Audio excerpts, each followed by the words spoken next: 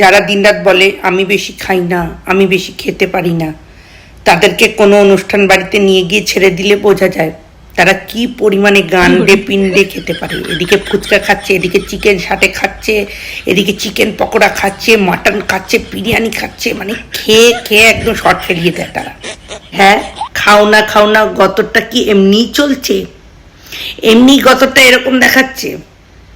কিছুই খাও না, 2-4 দিন না খেয়ে থাকো, তোমাদের আর কাউকে বলতে হবে না। লোকই তোমাদেরকে জিজ্ঞাসা করবে তোমার চোখ মুখ শুকিয়ে গেল কেন, মুখটা কেন শুকিয়ে গেল, মানুষজন এমনি জিজ্ঞেস করে, তোমাদের আর বলতে হবে না। না খেয়ে থাকো কেমন, ঠিক আছে?